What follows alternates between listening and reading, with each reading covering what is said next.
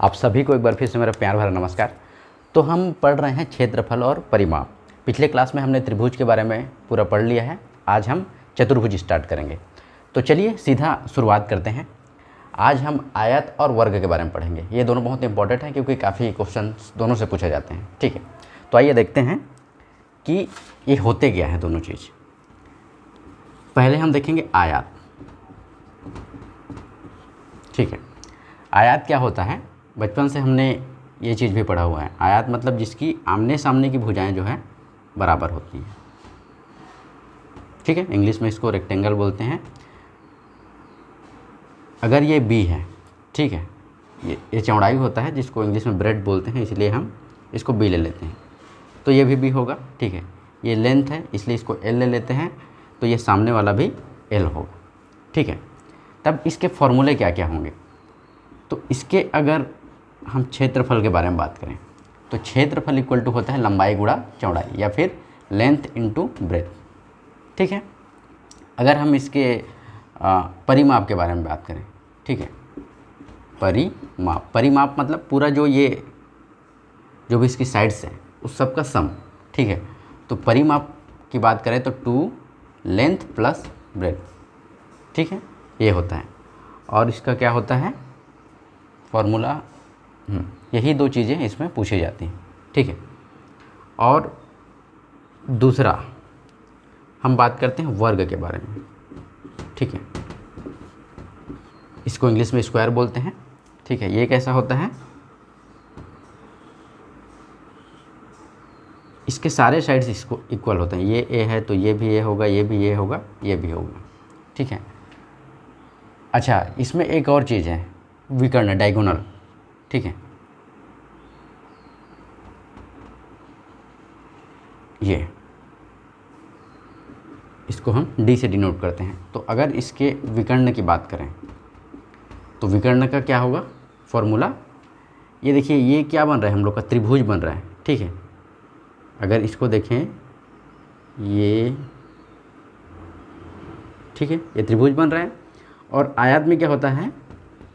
Angle जो है 90 degree का होता है। ठीक है, अगर 90 डिग्री का है तो क्या समकोण त्रिभुज बनेगा?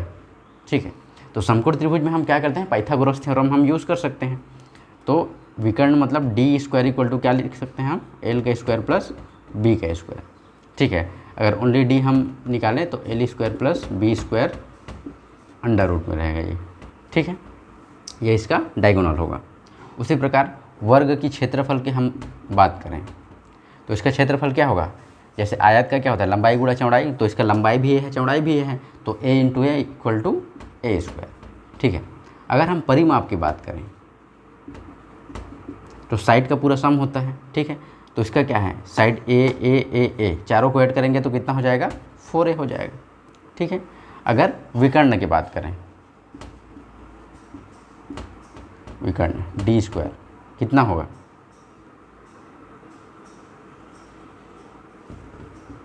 ठीक है, तो ये हो जाएगा कितना? ए का स्क्वायर प्लस ए का स्क्वायर। ठीक है, क्योंकि ए भी है, ए भी है, तो डी स्क्वायर इक्वल टू हो जाएगा 2a का स्क्वायर और डी इक्वल टू हो जाएगा, उधर अंडर रूट लग जाएगा, तो ए का तो स्क्वायर है तो ए रूट के बाहर आ जाएगा और अंदर में बचेगा 2। ठीक है, तो इसका डायगोनल का फॉर्मूला ये होगा। तो इतने फार्मूले से हम इसके क्वेश्चंस को सॉल्व करना होगा। ठीक है, तो चलिए आइए सीधा बढ़ते हैं हमारे क्वेश्चंस की तरफ। ठीक है,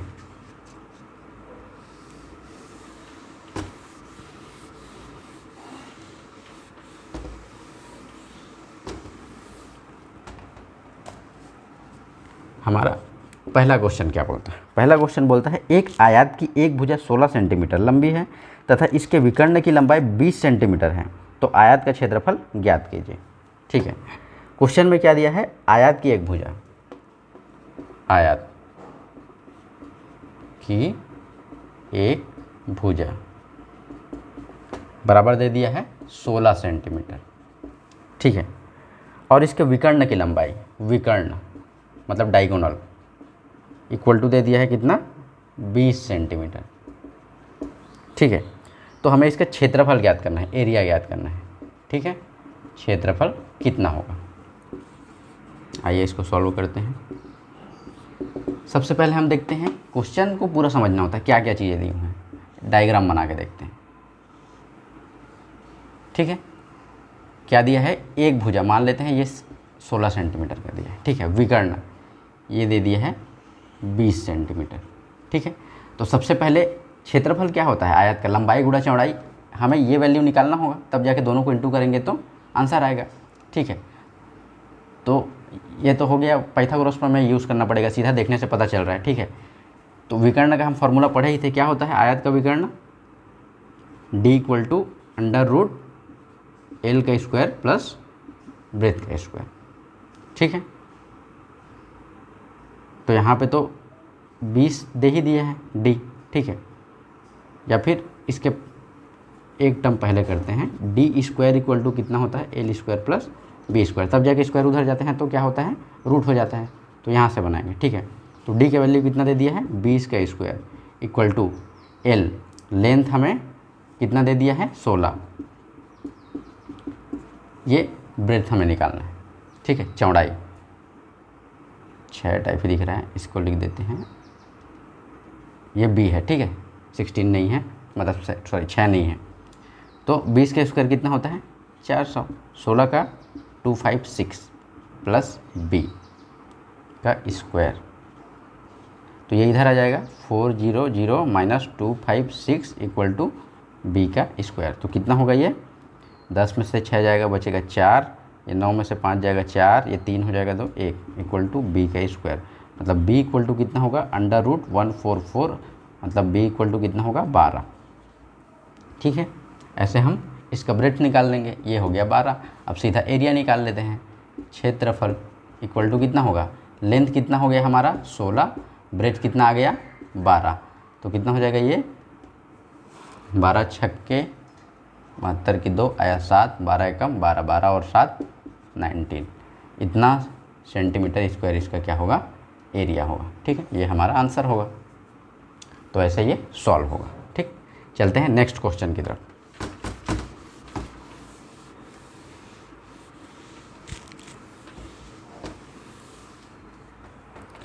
नेक्स्ट क्वेश्चन क्या बोलता है, किसी आयताकार हॉल की चौड़ाई उसके लंबाई का 3/4 है, जबकि फर्श का क्षेत्रफल 768 वर्ग सेंटीमीटर है, हाल की लंबाई और चौड़ाई का अंतर ज्ञात कीजिए। ठीक है, देखते हैं क्वेश्चन में क्या क्या चीज़ें दी हुई हैं। आयताकार हॉल की चौड़ाई उसके लंबाई का 3/4 है।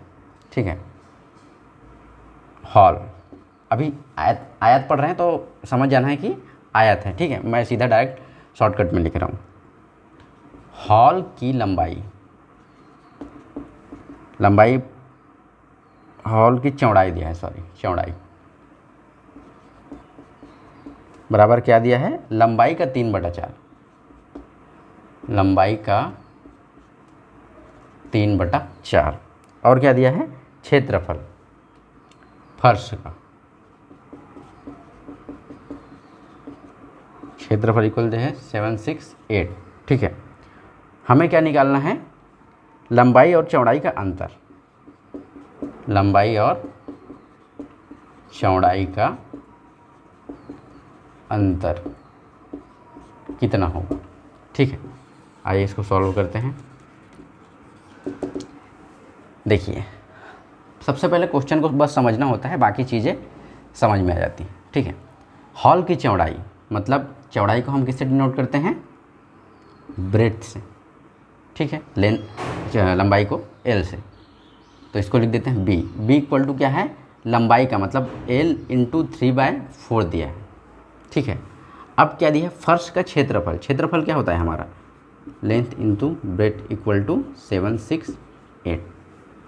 ठीक है, ये चीज़ दी हुई है, तो यहाँ पर हम क्या करते हैं, बी का वैल्यू, ये वाला बी का वैल्यू यहाँ पे रख सकते हैं, तो एल इंटू कितना हो जाएगा, एल इंटू 3/4 इक्वल टू 768।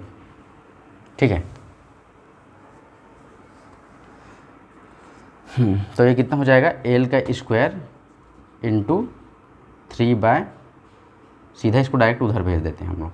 ठीक है, ये कितना हो जाएगा, 768 इंटू 4/3, तो ये 3 से कैंसिल आउट हो जाएगा, 3 दूनी 6, 3 पंचे 15, 3 छके 18, तो एल इक्वल टू कितना हो जाएगा 256 इंटू 4, तो एल का स्क्वायर, तो एल इक्वल टू ये अंडर रूट में चला जाएगा, अंडर रूट 256 इंटू 4, तो एल इक्वल टू 256 कितना होता है 16 का स्क्वायर होता है, ठीक है, और 4 कितना का होता है 2 का, तो एल इक्वल टू 16 दूनी 32 आ जाएगा आपका, ठीक है। लेंथ कितना आ जाएगा 32 आ जाएगा, लेंथ 32 है, तो यहाँ पे हम एल का वैल्यू रखेंगे तो हमें ब्रेड्थ मिल जाएगा उसका, ठीक है। कैसे मिलेगा, क्या दिया है बी इक्वल टू लेंथ हमारा कितना आ गया 32, तो 32 इंटू 3/4, 4 एकम 4, 8 चौक 32, तो बी इक्वल टू 8 तिया 24 आ जाएगा हमारा, ठीक है। तो ब्रेड्थ भी मिल गया। अब हमें दोनों का अंतर ज्ञात करना है, तो अंतर कितना होगा, लेंथ दिया है 32, माइनस कर देंगे 24 को, कितना आएगा 8 हमारा आंसर आएगा, 32 24 माइनस करेंगे तो कितना आएगा 8, ठीक है। तो ये ऐसा सॉल्व होगा। चलते हैं नेक्स्ट क्वेश्चन की तरफ।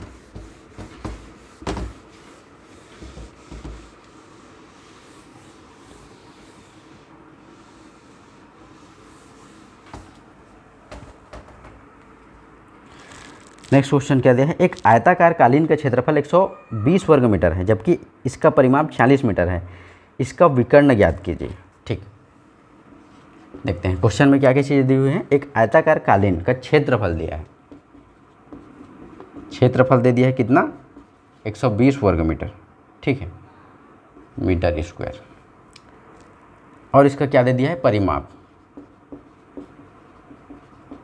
बराबर कितना दिया है 46 मीटर, ठीक है। तो हमें क्या ज्ञात करना है, विकर्ण ज्ञात करना है, तो विकर्ण कितना होगा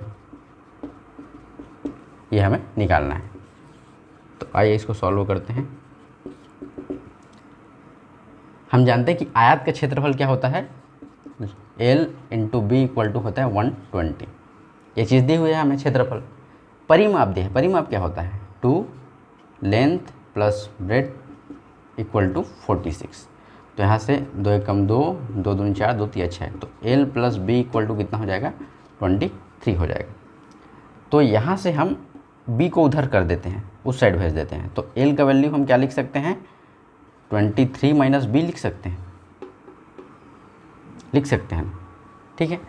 अब क्या करेंगे, इस L का वैल्यू हम यहाँ पे रख देंगे, ठीक है। इसको अगर इक्वेशन 1 माने तो इक्वेशन 1 में L का वैल्यू रखेंगे तो कितना आएगा, देखो L कितना है 23 minus B into B equal to 120, ठीक है। देखने से पता चल रहा है यहाँ द्विआधारी समीकरण मिल जाएगा हमें, ठीक है।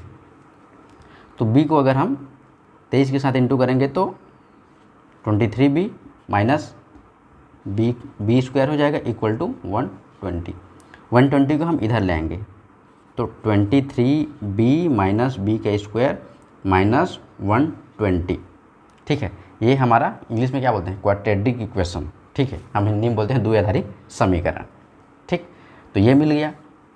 अब हम इसको स्क्वायर वाले टर्म को हमें सामने लाना होता है, ठीक है। तो माइनस में है, इसको प्लस में करेंगे तो सबका साइन चेंज हो जाएगा, ठीक है। तो हो जाएगा B square minus 23b plus 120 equal to 0, ठीक है। अब हम यहाँ पे क्या बोलते हैं, उसका फॉर्मूला होता है द्विआधारी समीकरण को, उस फॉर्मूले से निकाल सकते हैं, और दूसरा एक और तरीका होता है, ठीक है। तो किसी भी चीज़ से निकालते हैं, तो मैं पहले वाले तरीके से निकालता हूँ, फॉर्मूले से नहीं, ठीक है। हमें ऐसा नंबर ढूंढना होगा जिसको इंटू करेंगे तो 120 आना चाहिए और प्लस माइनस करेंगे तो -23 आना चाहिए, ठीक है। तो कौन सा नंबर होगा, देखने से पता चल रहा है 15 8 120 होता है, ठीक है। अगर 15 और 8 का गुणा करेंगे तो 120 होगा ना, 8 पे 4 की 0, 4 8 एकम 8, 8 4 12, ठीक है, आ गया। और वहीं हम -15 और -8 करेंगे तो कितना होगा, 8 5 13 की 3 आया 2 23 -23 होगा, ठीक है। तो हमें मिल गया नंबर। तो बस हम कैसे कर सकते हैं, इसको कैसे लिख सकते हैं हम, b के square minus 15b minus 8b plus 120 equal to 0 ऐसे लिख सकते हैं, ठीक है। -23 को -15b -8b लिख सकते हैं। तो अब हम क्या करेंगे, b को कॉमन ले लेंगे तो आएगा b -15, यहाँ पे -8 को कॉमन ले लेंगे तो b -15 आएगा इक्वल टू 0, ठीक है। तो यहाँ पे हमें दो इक्वेशन मिलेगा, b माइनस 15 इक्वल टू 0 और क्या मिलेगा, b माइनस 8 इक्वल टू 0। तो यहाँ पे b इक्वल टू 15 होगा, यहाँ पे b इक्वल टू 8 होगा। तो यही दो हमारा क्या होगा, लेंथ और ब्रेड्थ होगा। अगर b 15 रखेंगे तो l का वैल्यू 8 आएगा, ठीक है। अगर b 8 रखेंगे तो l का वैल्यू 15 आएगा, ठीक है। तो ये हमें मिल गया चीज़। अब हमें क्या निकालना है, विकर्ण निकालना है, ठीक है। तो विकर्ण इक्वल टू क्या होता है हमारा,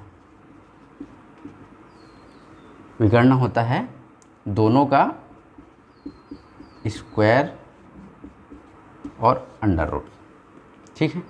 तो कर देते हैं, 15 का कितना होता है 225 और 8 का 64, ठीक है। तो ये कितना हो जाएगा, ये हो जाएगा 9, 6 2 8 और ये 2। हमें पता है 289 किसका स्क्वायर होता है, 17 का। तो ये आंसर आएगा 17, ठीक है। तो ये हमारा आंसर होगा, ठीक। ये ऐसे सॉल्व होगा। अब चलते हैं हमारे अगले क्वेश्चन की तरफ।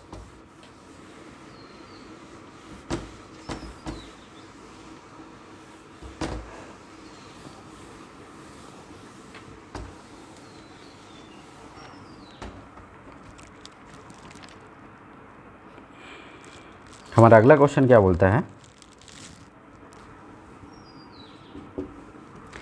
किसी आयत का परिमाप 60 सेंटीमीटर है जबकि उसके क्षेत्रफल और लंबाई का अनुपात 12:1 है, तो आयत की लंबाई ज्ञात कीजिए, ठीक। हमें दे दिया है परिमाप, परिमाप इक्वल टू कितना है 60, ठीक है। और क्या दिया है, क्षेत्रफल और लंबाई का अनुपात, क्षेत्रफल और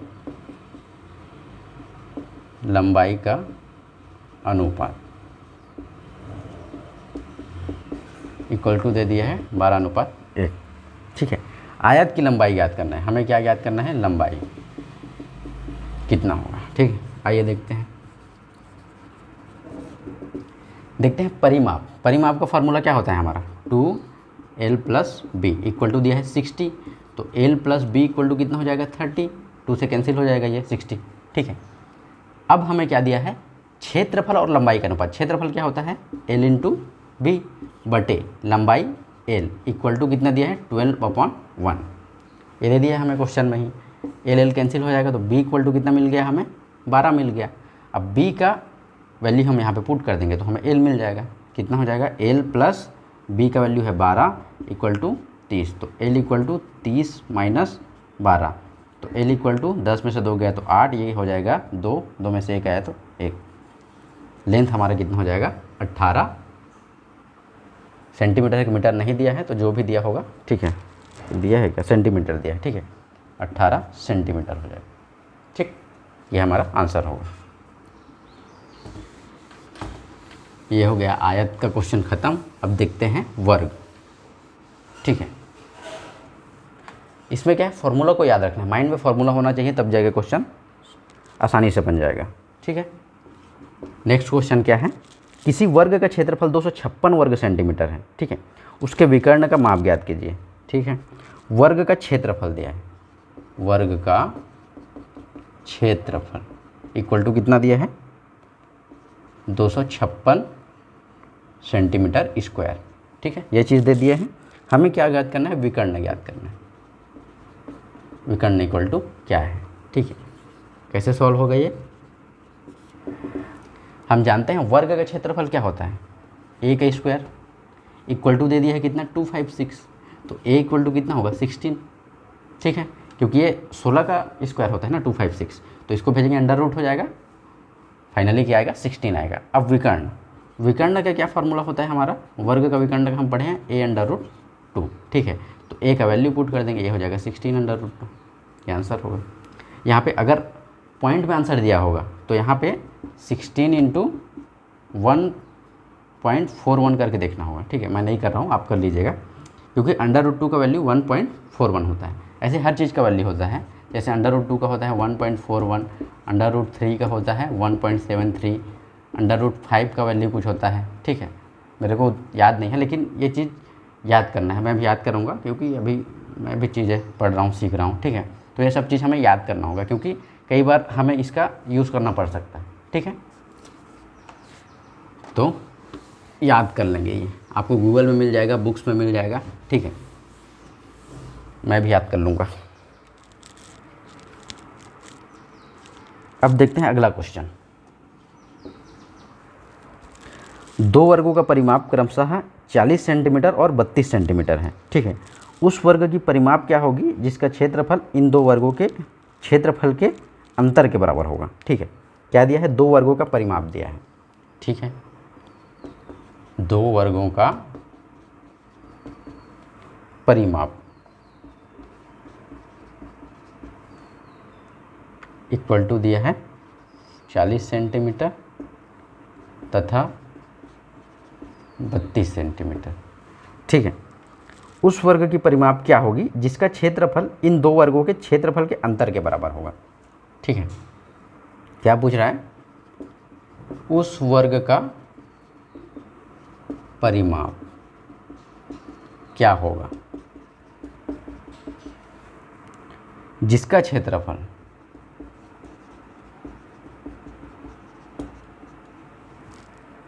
इन दो वर्गों के क्षेत्रफल के अंतर के बराबर होगा। इनके क्षेत्रफल के अंतर के बराबर होगा,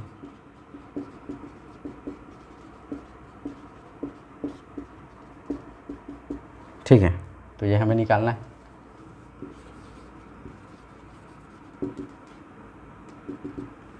एक सेकंड ना,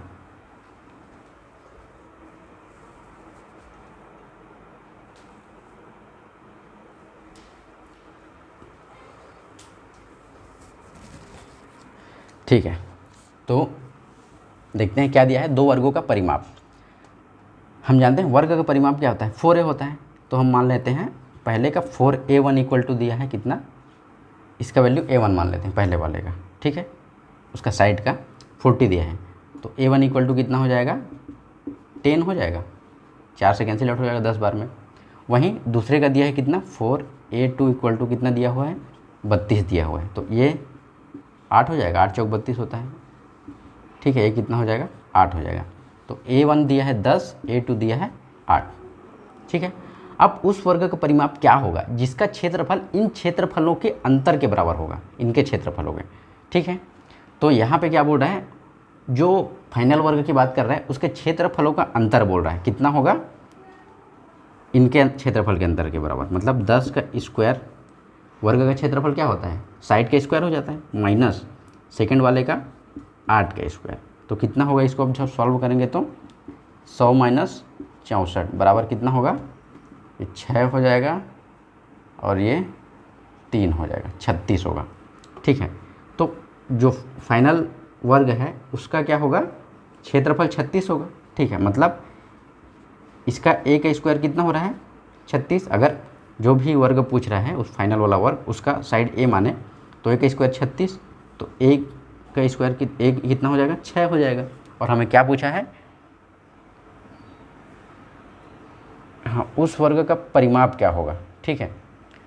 तो परिमाप पूछा है हमें, तो हमें साइड मिल गया फाइनली a, तो परिमाप क्या होता है? 4a होता है, ठीक है। तो 4a कितना होगा? 4 × 6, ये तो मिल गया हमें। तो कितना हो जाएगा ये? 4 छक्का 24 सेंटीमीटर, ठीक है। तो ये हमारा आंसर होगा, ठीक। ये ऐसे सॉल्व होगा। अब एक और लास्ट क्वेश्चन देख लेते हैं, फिर आज का क्लास ख़त्म करेंगे।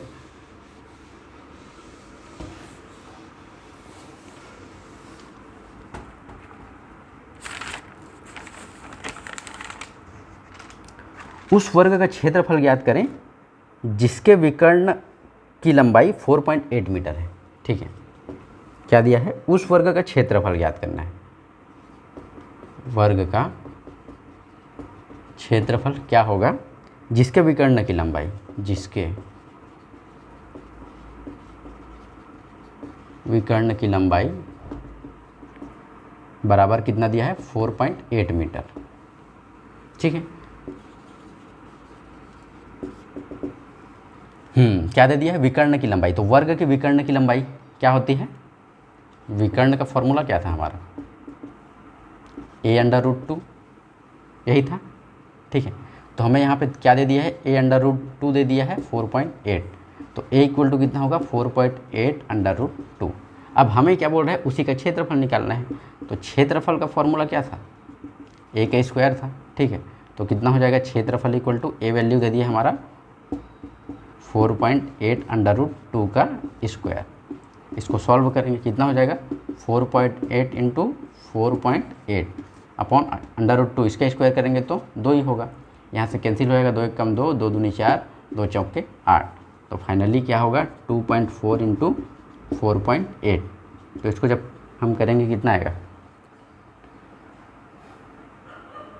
8 चौक 32 की 2 आया 3, 8 दूनी 16, 3 19, 4 चौक 16 की 6 आया 1, 4 दूनी 8 और 1 9, तो 2 15 की 5 आया 1, 11.52 आंसर आएगा। ठीक है, इतना मीटर स्क्वायर इसका क्या होगा एरिया होगा। ठीक है, ये आंसर आएगा हमारा। ठीक, तो ये ऐसे सॉल्व होगा। तो आयत और ये वर्ग ख़त्म हुआ। अभी और भी कुछ चतुर्भुज है, जैसे समांतर चतुर्भुज, समलंब चतुर्भुज, ठीक है, उनको हम नेक्स्ट क्लास में पढ़ेंगे। तो आज के लिए इतना ही, मिलते हैं नेक्स्ट वीडियो में। तब तक के लिए धन्यवाद, गुड बाय।